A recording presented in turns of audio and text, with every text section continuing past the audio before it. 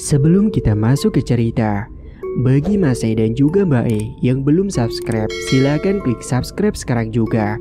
Dan bagi yang sudah subscribe, semoga kalian di sana sehat-sehat selalu agar bisa mendengarkan cerita terbaru dari Mang Ripan. Dan tidak usah lama-lama, ini dia ceritanya. Selamat mendengarkan. Di tahun 1989, aku memutuskan nekat pergi dari kampung halamanku sendiri, yakni tepatnya setelah diriku ditinggal wafat keluarga-keluargaku, yakni ibu dan ayah yang baru saja meninggal dunia. Kebetulan sebelumnya, aku mendapat tawaran kerja dari seseorang yang tak sengaja ku kenal dari tempat kerjaku di pasar, karena memang sebelumnya aku bekerja di pasar sebagai kuli panggul. Orang yang kutemui itu menawarkan kepadaku untuk menjadi buruh tani, namun lokasinya ada di luar daerah, dan dia menjanjikan kepadaku dengan tempat tinggal gratis dan bahkan dengan nominal bayaran besar pada waktu tahun itu. Aku yang mendengarkan penawaran tersebut langsung minat, dan orang itu kemudian menuliskan alamat dan rute menuju ke desa yang dimaksud orang tersebut. Kemudian setelahnya dia memberikan catatan tersebut dalam sebuah kertas sobekan lusuh, dan aku pun langsung menyimpannya. Dan kinilah aku sekarang yang sedang berada di dalam bus patas menuju ke daerah yang dimaksud dan meninggalkan rumah kosong di desaku. Mungkin nanti aku akan pulang jika sudah punya banyak uang. Penuh sesaknya penumpang di dalam bus tak membuat antusiasku untuk tiba di desa itu hilang. Dan untungnya waktu itu aku sudah berhasil mendapatkan tempat duduk, jadi aku gak perlu berdiri untuk sampai ke tempat tujuan. Dan karena tujuanku masih lama, aku pun mulai merasa ngantuk dan mencoba untuk tidur di dalam bus yang sebenarnya sesak penuh dengan penumpang. Sementara barang-barang pentingku telah aku taruh di pojok tempat dudukku, jadi aku gak perlu khawatir hilang ataupun dicuri. Ya, karena memang sebenarnya juga tidak ada barang bawaan yang penting yang berharga, karena aku hanya membawa bekal seadanya, bahkan uang pun tidak seberapa. Singkatnya, setelah berjam-jam lamanya, akhirnya aku pun sampai di terminal tujuan, dan setelahnya aku naik becak menuju ke lokasi terdekat di mana desa itu berada. Dan untungnya bapak-bapak becak itu tahu lokasi yang aku maksudkan, dan selama menuju ke tempat tersebut, bapak-bapak itu sempat bercakap dikit denganku. "Loh mas, ini ada keperluan apa toh ke desa itu?" ucap bapak itu. "Niki pak, aku ditawarin kerja oleh seseorang di tempat itu. Katanya bayarannya juga lumayan, jadi saya ambil pak." "Tapi masnya udah yakin mau ke situ?" tanya si bapak itu memastikan. "Lah emangnya kenapa toh pak?" "Gini mas, sebelumnya saya mohon maaf ya, bukan maksud saya mau menakut-nakuti sampean. Saya juga masih belum yakin juga dengan rumor yang terdengar." "Rumor apa pak?" "Rumor tentang desa yang mau sampean datangin mas. Gini loh mas, desa itu kebanyakan penghuninya adalah orang dari luar, kayak sampean, dan alasannya juga sama. Katanya mereka ditawarin kerja di sana. Desa itu ada di pelosok hutan mas, dan nanti sampean harus jalan kaki dulu menuju ke sana. Sebelumnya saya juga pernah ke sana 2 kali. Namun saya tidak pernah ke sana lagi mas. Capek saya kalau jalan kaki," jelas si bapak itu. Kemudian si bapak itu melanjutkan ceritanya bahwa mata pencarian di desa itu adalah menanam padi dan ubi-ubian, karena memang lahan di sana itu sangat subur. Dan ada satu rumah milik tetua di sana dan sekaligus keturunan pendiri desa tersebut, dan merekalah yang memiliki semua lahan itu, termasuk tanah sedesa tersebut. Dan mereka juga yang membayar semua pekerja yang ada di sana. Namun ada beberapa rumor yang beredar di situ yang katanya sering ada orang hilang di sana. Sampai tetua pun bingung apa yang terjadi di desanya tersebut, dan bapak-bapak menduga kalau ada kaitannya dengan makhluk bangsa jin karena lokasi tempat tersebut dekat dengan hutan, di mana hutan adalah tempat favorit bagi bangsa jin. Aku yang menyimak cerita itu pun tiba-tiba merinding sendiri, dan dalam hati aku berucap, apakah yang bapak ini ceritakan benar-benar terjadi? Lah terus nanti gimana kalau aku hilang di sana? Namun setelahnya aku mencoba menghilangkan pikiran negatif tersebut. Aku pun mencoba mengingat kembali niat awalku yang ingin mencari kerja di sana. mengumpulkan uang banyak, dan balik lagi ke desa setelah mendapat uang. Tentunya semua itu aku lakukan agar bisa hidup tenang di hari tua kemudian. Dan akhirnya aku pun tidak langsung mempercayai kisah bapak tersebut kalau belum aku sendiri yang mengalami kejadiannya nanti di sana. Namun tetap saja, setelah mendengar cerita tersebut, aku juga harus selalu waspada dan juga hati-hati nanti di sana. Jikalau nanti semua yang dikatakan bapak-bapak itu adalah sebuah fakta. Dan singkatnya setelah sampai di lokasi menuju ke desa itu, aku pun diturunkan di dekat gapura tua. Dan kata si bapak itu, aku tinggal mengikuti jalur yang masih bebatuan kasar itu, dan aku nanti bakalan sampai di desa yang dimaksud. Matur suwun ya pak, sudah nganterin saya kemari, ini pak ongkosnya, ucapku seraya memberikan ongkos naik becaknya. Iyo mas, sama-sama, pesanku ojo lali yo mas, sampean kudu hati-hati di sana. Iyo pak, terima kasih banyak pokoknya atas wejangannya pak, tentu akan tetap kuingat pak. Dan aku mohon doanya aja, biar nanti saya nggak kenapa-napa di sana. Si bapak tersebut pun kemudian mengamini, dan kemudian pergi setelahnya. Kemudian aku melewati gapura tersebut dan mulai berjalan masuk ke dalam jalanan yang dikelilingi pepohonan. Memang benar kata bapak tadi, kalau jalannya itu jauh banget, bahkan sepi banget. Semak-semak belukar di pinggir jalan pun memenuhi jalan seakan tidak terawat sama sekali. Dan hawanya sangat berbeda, tidak seperti desa-desa pada umumnya. Singkat waktu, setelah 20 menitan berjalan, aku pun kemudian menemukan sebuah gapura kuno lagi yang menjadi perbatasan antara desa dengan jalan yang kulalui. Pelan-pelan aku mulai masuk ke dalam dan melihat beberapa orang yang sedang berlalu lalang di situ, yang kemudian menatap ke arahku. Ya wajar karena memang aku adalah seorang pendatang. Dan tiba-tiba aku pun dihampiri salah satu dari mereka. Maaf mas, masnya ada perlu apa ya? Ini mas, saya datang ke sini mau nyari seseorang yang bernama Ki Sentani. Mendengar hal itu, si warga tersebut pun langsung inisiatif untuk mengantarkanku pergi menuju ke rumah tetua desa di situ. Dan selama perjalanan menuju ke sana, ternyata warga juga ramah semua kepadaku. Bahkan katanya beberapa dari mereka bukan asal dari daerah situ, mereka sama-sama perantauan juga dari daerah lain. Singkatnya setibanya di rumah Ki Sentani, aku pun langsung dipertemukan dengan beliau. Dan beliau meminta untuk dipanggilkan si Rohim. Si Rohim adalah orang yang dulu menemuiku ketika ada di desaku. Dan dialah yang menawarkan pekerjaan kepadaku. Ayo silakan masuk dulu ke dalam. Dan setelah menunggu beberapa saat, Rohim pun akhirnya datang. Dan untungnya dia ingat denganku. Dan aku pun langsung menyampaikan niatku ke situ.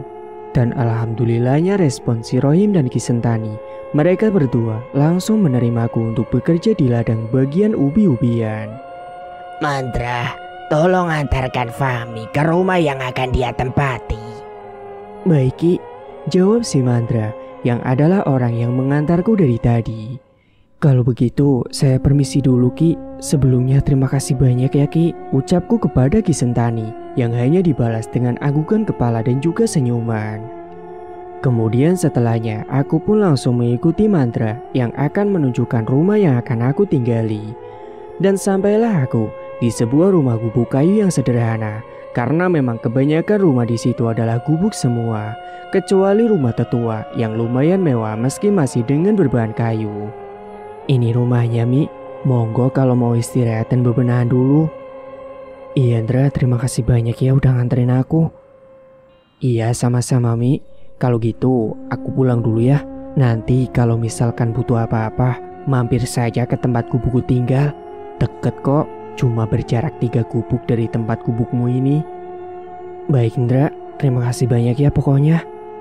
Aku pun kemudian segera bebenah barang, dan satu rumah biasanya ditempati 1 orang saja. Dan rumah Mandra ternyata juga dekat denganku. Dan tadi dirinya juga bilang kepadaku kalau misalkan mau masak, katanya aku cukup disuruh untuk mampir ke rumah penyedia sayuran. Dan itu pun gratis, tinggal ngambil saja secukupnya untuk dimasak. Dan aku pun tambah bersyukur ketika mengetahui itu. Kemudian aku pun lanjut bebenah, meletakkan barang-barang bawaan dan dimasukkan ke dalam lemari kayu yang sudah tersedia di situ. Dan setelah semuanya sudah selesai, aku memilih untuk tiduran karena masih lelah. Dan dalam tidurku kala itu, aku bermimpi aneh dan buruk. Aku bermimpi sedang berada di desa itu, dan saat itu aku sedang berjalan di depan rumah Ki Sentani. Dan aku dibuat terkejut ketika melihat Ki Sentani yang ternyata sedang melakukan ritual. Aku pun yang penasaran kemudian mencoba menghampiri ke dalam rumah Ki Sentani dan melihat apa yang sedang dilakukan beliau. Betapa terkejutnya aku ketika Ki Sentani tiba-tiba saja menoleh ke belakang, tepat di mana aku sedang mengintipnya. Dia pun menatapku dengan tatapan yang tajam, kemudian berucap, "Ada perlu apa kamu datang kemari?" Sesaat aku pun terdiam tak bisa menjawab. Dan setelahnya dengan tatapan murka, Ki Sentani seperti tak suka dengan kedatanganku yang telah mengganggunya. Dan bersamaan dengan itu pula, aku pun langsung terperanjat dari tidurku. Aku bersyukur ternyata itu semua hanyalah sebuah mimpi. Dan aku berharap mimpi itu bukanlah kenyataan. Setelahnya aku pun terbangun, kemudian mencoba melangkah menuju ke sumur yang ada di belakang rumah gubuku itu. Karena saat itu aku ingin buang air kecil. Hingga sesampainya di sumur, tiba-tiba saja ada sebuah hembusan angin kencang yang membuat tubuhku mendadak merinding. Segera aku pun langsung menyelesaikan hajatku. Akan tetapi, ketika aku sedang di situ, tiba-tiba aku mencium bau busuk yang entah datangnya dari mana. Segera aku pun langsung bergegas menuju ke dalam rumah. Namun sebelum diriku masuk ke dalam, tiba-tiba aku dikejutkan kembali dengan suara langkah kaki yang seperti mengikutiku dari belakang. Sontak aku pun menoleh, namun aku tak mendapati apapun di belakangku. Aku pun merinding dan langsung berlari masuk ke dalam. Kemudian setelahnya, aku pun membaringkan tubuhku di atas kasur. Namun baru saja aku hendak rehat kembali, aku malah dikagetkan dengan suara teriakan yang terdengar sangat kencang sekali. Namun aku mencoba untuk berpikir positif dan menghiraukan hal itu. Karena pikirku, itu mungkin saja orang yang sedang bercanda. Karena aku baru di situ, jadi aku gak tahu kebiasaan mereka waktu malam hari. Setelahnya aku pun melanjutkan tidur kembali, karena besok aku harus sudah mulai bekerja. Singkat waktu, esok harinya, aku pun langsung dihampiri Mandra untuk diajak ke ladang. Dia pun memanggilku dari luar rumah. Waktu itu, aku baru saja sarapan singkong rebus. Dan setelahnya segera aku menghampirinya menuju ke depan rumah. "Ayo Mi, berangkat ke ladang sekarang." "Oh iya, bentar ya Ndra, aku ambil cangkulnya dulu." Aku pun kemudian beranjak ke belakang rumah dan mengambil sebuah cangkul. Setelahnya aku dan Mandra pun berjalan kaki menuju ke ladang yang letaknya tidak terlalu jauh. Saat kami sedang berjalan menuju ke ladang, kami bertemu dengan para warga yang lain dan tak segan kami pun saling menyapa mereka yang juga sangat ramah sekali. Beberapa saat kemudian, akhirnya kami berdua pun sampai juga di ladang. Di sana juga sudah ada si Rohim. Setelahnya aku juga langsung melakukan pekerjaanku untuk mencangkuli tanah. Sesekali Rohim ini keliling untuk mengecek para buruhnya bersama orang-orang yang bekerja di dalamnya Ki Sentani. Seperti biasa, waktu siangnya mereka rehat bersama, dudukan sambil ngeteh dan makan siang bareng. Karena memang makannya sudah disediakan nasi bungkusan. Lelah, capek, tentu saja, karena sesuai dengan dugaanku, ternyata lahannya itu sangatlah luas banget. Mandra kemudian menghampiri diriku yang sedang mengipasi tubuhku yang kepanasan dengan daun lebar yang berserakan di situ. "Gimana? Kamu betah nggak tinggal di desa ini?" tanya si Mandra. "Iya Ndra, aku betah kok." Setelah rehat selesai, kami pun kemudian melanjutkan kerja kembali.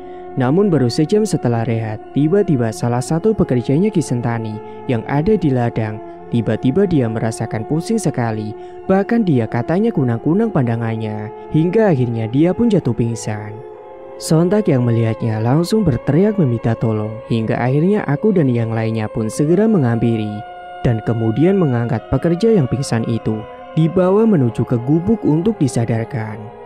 Setelah diletakkan di gubuk, wajah orang itu terlihat sangat pucat seperti orang yang sudah meninggal. Bahkan tubuhnya sangat dingin dan kaku. "Ada minyak angin kayu putih nggak?" tanya yang lain. "Duh, nggak ada nih." Sesaat kemudian datanglah Rohim yang menghampiri mereka. "Ada apa ini?" "Ini Pak Husen pingsan." Ya udah, kalau gitu bawa saja ke rumahnya Ki Sentani sekarang. Baik Pak. Akhirnya saat itu Pak Husen yang pingsan langsung diangkat dan dibawa menuju ke rumahnya Ki Sentani. Para warga pun pada melihat saat Pak Husen hendak dibawa ke rumah Ki Sentani. Dan beberapa saat kemudian Pak Husen pun sampai di rumahnya Ki Sentani, lalu direbahkan di dalam kamar yang sudah disediakan khusus. Setelahnya para pekerjanya pun langsung disuruh untuk kembali lagi ke ladang untuk bekerja kembali. Ya sudah, kalau begitu kalian sekarang kembali lagi ke ladang. Teruskan pekerjaan kalian, ujar Pak Rohim. Dan setelahnya Ki Sentani dan Pak Rohim langsung menutup semua pintu rumahnya itu. Dan Ki Sentani langsung menyuruh Rohim untuk menyiapkan semuanya. Kemudian Rohim menyiapkan beberapa sesajen dan juga kemenyan yang kemudian dibawa masuk ke dalam ruangan itu. Ki Sentani kemudian mulai merapalkan mantranya ketika kemenyan sudah dibakar. Sesaat kemudian, Ki Sentani juga menaburkan beberapa kembang 7 rupa di atas tubuhnya Pak Husen. Dan setelahnya si Rohim memberikan parang yang ada di tangannya kepada Ki Sentani, yang kemudian langsung mengambil ancang-ancang mengangkat parang itu tinggi-tinggi.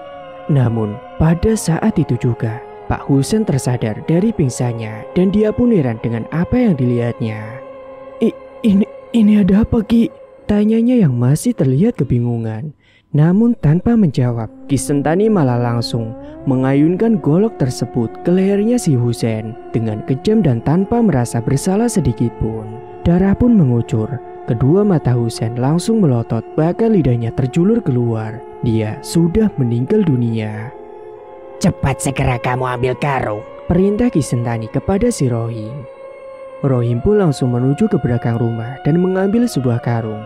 Dan setelahnya Ki Sentani dan Rohim pun bekerja sama untuk menggotong tubuh Pak Husen yang kemudian dimasukkan ke dalam karung itu. Sungguh kejam dan keji sekali yang dilakukan oleh mereka. Dan setelahnya karung itu dibawa ke belakang rumah dan dimasukkan ke dalam lubang yang memang disediakan sebagai tempat pembuangan mayat yang tidak diketahui orang-orang di desa itu. Karena selama ini Ki Sentani memang melarang orang-orang untuk jangan mendekati lahan rumahnya. Ternyata selama ini Ki Sentani sudah melakukan pembunuhan kepada warga di desa itu untuk menambah kesaktian ilmunya, dan dialah dalang di balik hilangnya orang-orang di desa tersebut. Sore pun telah tiba.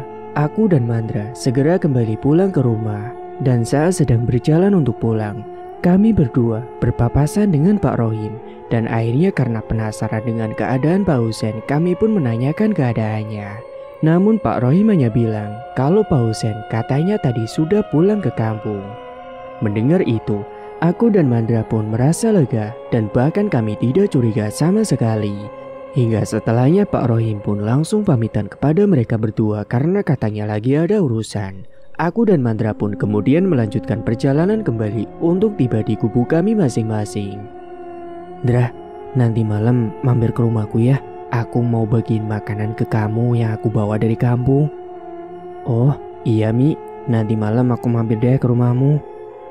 Beberapa saat kemudian aku pun sampai juga di gubuk dan kemudian dudukkan sejenak di depan sambil istirahat. Dan setelahnya aku pun bergegas untuk mandi karena badan sudah lengket banget. Dan malam harinya ketika aku sedang duduk sendirian di dalam rumah, tiba-tiba pintu rumah pun diketuk. Dan saat kubuka, ternyata itu adalah Mandra yang sudah berdiri dari tadi. Akhirnya malam itu, aku pun dongengan dengan Mandra sambil ngemil beberapa camilan. Dan selang beberapa saat, aku kembali teringat tentang kisah dari Pak Joko, si bapak becak yang dulu mengantarkanku ke desa ini. Dan aku pun kemudian menanyakan tentang kebenaran orang yang katanya hilang di sini. Endra, aku mau nanya sama kamu, apa benar ya? Di desa ini katanya banyak orang yang hilang tiba-tiba. Kamu kata siapa, Mi? Gini, Indra. Waktu itu aku diceritain sama tukang becak yang dulu mengantarkanku ke desa ini. Mandra pun kemudian terdiam sejenak, tidak langsung menjawab. Hingga beberapa saat setelahnya, dia pun mengiyakan soal apa yang baru saja kukatakan, yakni tentang adanya beberapa orang yang hilang secara tiba-tiba. Iya Mi, memang benar. Setiap 2 bulan sekali, pasti ada saja yang tiba-tiba hilang gak jelas. Dan itu terjadi waktu pertengahan bulan tanggal Jawa. Makanya nanti kamu jangan sering-sering keluar malam ya, ujar si Mandra. Aku pun hanya mengangguk paham mendengar penuturan dari si Mandra. Dan karena malam sudah mulai larut, Mandra pun kemudian pamit dengan membawa beberapa camilan yang kukasihkan. Namun setelah Mandra beranjak pergi, samar-samar aku melihat seseorang berjalan membawa sebuah penampan menuju ke arah ladang. Namun aku tak tahu siapa itu. Kemudian aku pun memutuskan untuk segera tidur saja. Dan esok harinya aku pun mendapati semacam beberapa sesajen di beberapa tempat ladang. Menurut penuturan yang lainnya, itu adalah sedekah bumi di situ dan sekalian menangkal balak katanya. Dan aku pun hanya mengangguk dan tak banyak kepo lagi. Singkat waktu, 1 bulan lewat, aku pun mendapat bayaran kerja di situ dan ternyata benar bayaranku mahal di sana untuk zaman segitu. Dan dalam 1 bulan sekali, aku melihat beberapa hasil panen diangkut oleh orang-orang dengan gerobak dan dibawanya menuju keluar desa entah kemana. Dan semua hasil dari ladang tersebut langsung dibayar cash oleh sopir pick up yang memborong hasil di ladang garapan kami. Dan tibalah di waktu sakral menurut Mandra, yakni pertengahan bulan di bulan kedua. Malam itu ketika aku sedang rebahan belum bisa tidur, tiba-tiba aku mendengar seperti ada rombongan yang berjalan bareng dan kelihatan ramai orang. Aku pun penasaran dan mencoba menengok dari balik celah dinding gubuk. Aku terkejut ketika mendapati ada beberapa orang berpakaian seperti prajurit zaman dulu yang jumlahnya banyak sekali dan melewati jalan depan gubukku. Di mana rombongan itu dipimpin oleh sesosok wanita dengan mengenakan kebaya coklat dengan sanggul di kepalanya. Dan ketika aku berhasil melihat wajah si sosok wanita itu, ternyata bentukannya mengerikan sekali. Aku pun sontak ketakutan dan memilih langsung lari ke tempat tidur usai memastikan pintu terkunci. Dan aku tahu kalau itu bukanlah manusia. Kadang aku juga merasa heran dengan diriku sendiri yang entah kenapa tiba-tiba mata batinku terbuka dengan sendirinya. Meskipun itu jarang. Aku berharap tak terjadi apapun malam ini padaku dan aku mencoba menyuruh mataku untuk bisa pejam agar cepat tertidur dan mengabaikan apa yang baru saja aku lihat. Singkat waktu, paginya aku pun terbangun karena mendengar ada kebisingan di luar. Aku pun kemudian keluar gubuk dan menghampiri Mandra yang sudah nimbrung di depan salah satu rumah milik warga. Mandra pun berkata ada yang hilang lagi dan si Rohim serta Ki Sentani ada di situ. Mereka mencoba mengecek rumah orang itu. Kemudian setelahnya menyuruh semua warga agar membantu mencari ke seluruh desa dan semuanya pun menurut. Rohim pun menghampiriku dan menjelaskan soal hal begini yang memang belum terpecahkan sampai sekarang dan memohon kepadaku untuk selalu waspada. Aku pun yang tak tahu apapun saat itu hanya mengaku paham dan kemudian bersama-sama dengan warga yang lain mencari warga yang hilang itu. Mandra berjalan bersamaku. Dengan ragu-ragu aku mulai menceritakan apa yang kulihat semalam. Namun si Mandra justru heran pasalnya tadi malam dia tidak mendengar suara apapun di jam yang aku sebutkan waktu kejadian itu berlangsung. Padahal rumah mereka berdekatan, aku pun juga heran kenapa bisa begitu. Namun setelah keliling ke sana kemari, warga tersebut pun belum berhasil menemukan setelah 24 jam kemudian. Alhasil sama seperti korban-korban sebelumnya, pencarian pun ditunda dan akan dilakukan di lain hari, seperti kejadian-kejadian yang telah berlalu. Singkat waktu, tahun berganti, kini sudah tahun 1990-an. Hampir 1 tahun aku sudah berada di situ dan belum pulang sekalipun.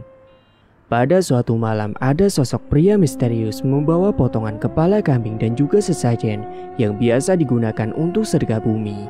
Pria itu berjalan masuk ke dalam hutan dan tiba di sebuah candi kecil tempat peletakan sesajen tersebut.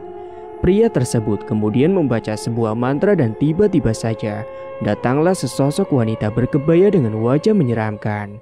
Dan sosok itu berujar bahwa ia butuh 1 tumbal lagi dan setelahnya semuanya akan dimulai, yakni tentang tragedi berdarah. Dan setelahnya sosok itu pun meninggalkan pria misterius tersebut pergi entah kemana. Singkat cerita, 2 bulan kemudian 1 orang pun kembali hilang lagi. Aku pun sudah melihat hal itu berkali-kali. Bahkan setelah dirinya ada juga orang yang datang lagi ke tempat itu untuk bekerja juga. Hingga pada suatu hari tragedi pun akhirnya terjadi. Tepatnya pada suatu malam, langit tiba-tiba menjadi gelap. Kala itu, angin malam berhembus kencang tak seperti biasanya. Dan saat itu, aku dibuat terkejut ketika tidak sengaja melihat Ki Sentani dari balik jendela gubuku. Kala itu terlihat Ki Sentani bersama dengan Rohim dan beberapa orang dalam lainnya duduk di tengah-tengah desa dan tersaji beberapa nampan sesajen di sekitarnya. Bahkan nampak jelas di pandanganku, mereka berada di sebuah lingkaran yang entah mereka buat untuk apa. Dan setelah beberapa saat kemudian, mulai terdengar teriakan-teriakan dari rumah-rumah warga sekitar. Aku pun juga panik mendengar teriakan itu. Pasalnya tidak hanya satu, melainkan suara teriakan itu berasal dari setiap rumah. Namun kala itu diriku tak berani untuk keluar. Dan kini aku pun mulai curiga dengan si Rohim dan juga kawan-kawannya yang kayaknya adalah dalang dibalik semua tragedi yang terjadi di desa ini, yakni tentang orang-orang yang tiba-tiba hilang secara misterius. Hingga beberapa saat setelahnya, aku semakin dibuat terkejut ketika melihat orang-orang keluar rumah dan mereka membawa parang di tangannya masing-masing. Dan kejadian setelahnya sungguh tidak terduga.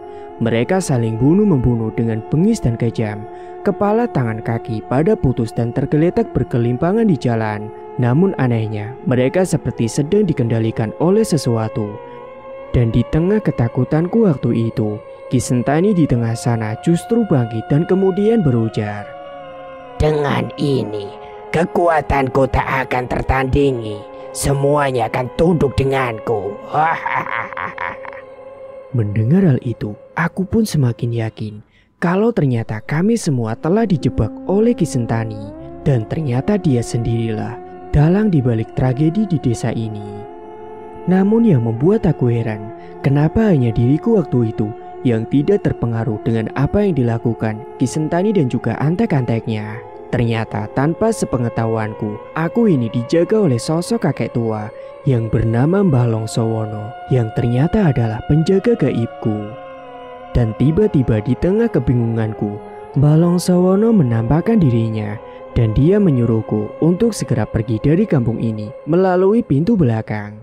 Tanpa banyak tanya, meski masih ketakutan, aku pun kemudian bergegas lari ke arah pintu belakang. Namun hal itu disadari langsung oleh Ki Sentani. Kemudian dia menyuruh beberapa orang yang sudah kerasukan yang masih pada hidup untuk mengejarku dengan parang yang ada di tangannya. Yang ternyata di salah satu orang itu ada mantra juga di situ. Namun untungnya kala itu Mbah Longsowono ternyata membantuku dan membuat mereka yang mengejarku beberapa kali terjatuh terguling di tanah. Namun meskipun begitu, si mantra malah berhasil lolos dan kemudian lanjut mengejarku dengan kondisi tangan yang sudah terpotong satu. Darah bercucuran, aku pun sempat terkena tebasan sedikit di lengan. Namun setelahnya, Mbah Longsowono kemudian merasuki tubuhku dan tiba-tiba mengalir energi yang entah gimana rasanya untuk dijelaskan sulit sekali. Dan tubuhku tiba-tiba bergerak dengan sendirinya, melempar si mantra sampai terpental jauh tanpa menyentuhnya. Sebenarnya aku sedih melihat apa yang dialami oleh mantra. Namun tak ada cara lagi untuk menolongnya. Aku harus bisa keluar dari tempat ini dan membongkar semua kejahatan yang sudah terjadi di kampung misterius ini. Kemudian setelahnya dengan sisa-sisa energi Mbah Longsowono yang masih merasukiku, tubuh ini tiba-tiba berlari kencang sekali menjauh dari desa terkutuk itu. Dan singkat waktu, usai berlari lama sekali, melewati hutan dan menembus semak-semak belukar. Bahkan aku juga tidak mempedulikan dengan kakiku yang mungkin saja menginjak duri-duri di semak itu. Aku terus berlari dan sambil memegangi luka sayatan yang ada di lenganku akibat tebasan mantra tadi. Dan singkat cerita, akhirnya aku pun berhasil sampai dekat di pemukiman yang sudah mendekati daerah perkotaan di situ. Dan saat itu juga Mbah Longsowono keluar dari dalam ragaku. Aku pun terjatuh tersungkur di tepi jalanan dengan kondisi yang lumayan parah, dengan darah yang masih mengalir dari bekas luka sayatan yang ada di lenganku. Beberapa saat setelahnya, aku terbangun dan berada di sebuah ruangan serba putih. Ternyata kala itu aku sudah berada di puskesmas yang ada di pemukiman setempat. Dan setelah kondisiku sudah lumayan mendingan, aku kemudian menjelaskan pada mereka semua bahwa ada sekitar 5 orang yang menjadi dalang di balik rumor yang beredar dari desa tersebut, yakni desa tempat dirinya bekerja sebelumnya. Dan aku pun berujar kepada mereka, menyebutkan beberapa pelaku yang kukenal yang diantaranya adalah Pak Rohim dan juga Ki Sentani sendiri yang menjadi tetua sendiri di desa tersebut. Bahkan aku juga menjelaskan bahwa korban yang selamat hanyalah aku seorang, sementara yang lainnya sudah meninggal dunia. Beberapa orang yang menolongku saat itu langsung merinding ketika mendengar penjelasanku tentang tragedi terakhir yang aku lihat di desa tersebut. Akhirnya kecurigaan warga pun semakin kuat tentang rumor desa yang ada di tengah hutan tersebut. Akhirnya mereka pun kemudian melaporkan kejadian tersebut ke polisi setempat untuk menindaklanjuti kasus tersebut. Namun ketika aku diminta untuk menemani proses kasus itu berlangsung, aku tak mau karena memang aku menolak untuk kembali ke sana lagi. Dan akhirnya aku pun diperbolehkan untuk pulang kampung setelah memberikan keterangan sedikit kepada kepolisian dan juga ketika kondisiku sudah agak mendingan. Dan singkat cerita, kini aku pun telah kembali ke kampung halamanku dan mencoba melupakan kejadian kelam itu. Dan hal yang masih membuatku heran, siapa sebenarnya sosok kakek-kakek yang menjagaku ketika aku ada di desa terkutuk itu. Aku hanya beranggapan kalau mungkin itu adalah Hodam penjagaku.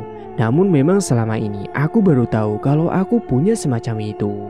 Dan yang membuat dirinya semakin bertambah heran ketika dia mendapati uang yang dia dapat dari desa terkutuk itu ternyata sudah masuk ke dalam tas yang dia bawa saat kabur. Padahal perasaan dia belum sempat membawanya saat itu. Namun dia tetap senang karena dengan itulah dia akan membuka usahanya sendiri. Kemudian aku pun tidak terlalu memusingkan soal Mbah Longsowono yang telah menolong diriku. Yang penting diriku saat ini sudah selamat dari kejadian tragis di desa tersebut. Aku sudah bersyukur sekali. Dan dalam ingatanku, aku akan mengenang kejadian tragis itu dengan nama Tragedi Dukun Berdarah tahun 1990-an yang terjadi di salah satu desa yang berada di tengah hutan. Tamat. Cerita pun selesai. Terima kasih bagi Mas E dan Mbak E yang sudah setia menyimak cerita ini sampai akhir. Dan bagi yang belum menekan tombol subscribe, silakan klik tombol subscribe sekarang juga. Dan semoga kalian semua dimanapun berada selalu sehat-sehat semua dan dimudahkan segala urusannya. Dan sampai jumpa lagi di cerita terbaru yang akan Mang Ripan bawakan nantinya.